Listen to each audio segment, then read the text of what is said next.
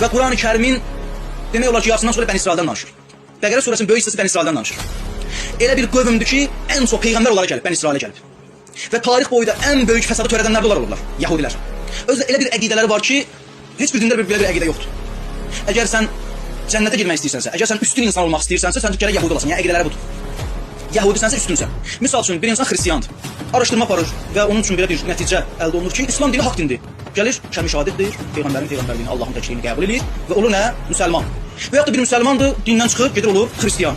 Və ya da buddist olur və ya da hansı bir dinin daşıyıcısı olur. Amma Yahudi olmaq üçün gərək anan Yahudi olsun. Əgər anan Yahudi deyilsə, sən o dinə daxil ola bilməzsən. Belə bir əqidələr var. Və deyirlər ki, bütün bəşəriyyət, bütün insanlar Yahudilərin nə idilər? Quludular. Yəni bunların əqidəsi budur. Bütün insanlıq bizə xidmət etməlidir. Və tarix boyu nə qədər ki, fəsadlar bu ümmətin başına gətirilib, ümumiyyətlə bəşəriyyətin başına gətirilib, hansı daşı qaldırsın altından Bəni İsrail çıxasın, Yahudilər çıxasın. Bilirsiniz, Bəni İsrailə nəyə görə Bəni İsrail deyirlər? Çünki Yaqub peyğəmbərin bir adı İsrail idi. İsrail peyğəmbər. Yaqub peyğəmbərin bir adı İsrail idi. Bəni İsrail ona görə deyirlər ki, İsrail övladları. Həzrəti Yaqubun övladları. Həzrəti Yaqub əleyhissalamın 12 oğlu var idi. 10 oğlu bir qadından idi, 2 oğlu isə bir qadından. Həzrəti Yusiflə qardaşı bir qadından idi. 10 dənə oğlu başqa bir qadından. Və 10 qardaş birləşdilər, əl-ələ verdilər, Həzrəti Yusifi ki, o quyuya atdılar. Onun təşkilatçısı Yahudaydı. Həmin o Yahud. Və Həzrəti Yusif ki, zuhur eləyir, yəni sonradan Həzrəti Yusifi ki, tapırlar. Qardaşların hamısı üzr istəyir, Həzrəti Yusiflər bağışlayır və Yahuda olur ki, zahirdə Həzrəti Yusifdən güya peşman olub arasını düzəltmək istəyir, amma batində nədir? O əqidədə olmur. Yahuda o əqidədə olmur və iddia edir ki, bundan sonra gələn nəsil mənim adımla tanınacaq. Və Yahudilər həmin o Yahudanın nəslindəndir. Yəni Həzrəti Yaqubun oğlu Həzrəti Yusif peyğəmbərin böyük qardaşı idi ki, Həzrəti Yusifin quyuya atılmasının təşkilatçısı o idi. Bu ideyanı o vermişdi.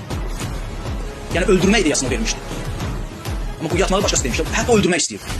Bəni İsrail, yəni Yahudilər bu əqidədədirlər ki, bütün insanlıq bizim qulumuz olmalıdır. Bütün insanlıq bizə xidmət etməlidir.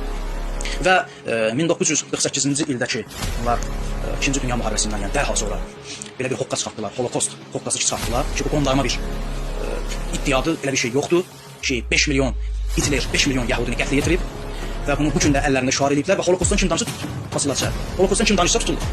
Hansı ölkədə danışırsan Holokost mövzusundan dilə danışa bilməzsən. Niyə? Nə məsələdir? Çünki insanlar araşdırsalar, gedib onun həqiqətinə çıxacaqlar, həqiqətdə gözələ Holokost hadisəsi baş verməyib. Bunlar bəşəriyyətə özlərini bir məzlum kimi təqdim eləmək istəyirlər ki, 5 milyon Yahudi 2-ci Dünya müharibəsində güya Hitler tərəfindən öldürülüb. Halbuki belə bir şey yoxdur.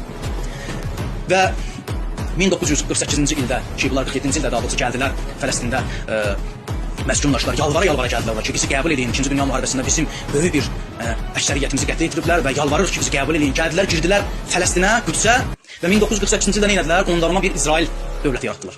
Qondarma bir İsrail dövləti. Yəni bu gün İsrail ki var, dövlət ki var, əslində qondarma bir dövlətdir. Yəni həqiqəti yoxdur dövlətin, kökü yoxdur dövlətin.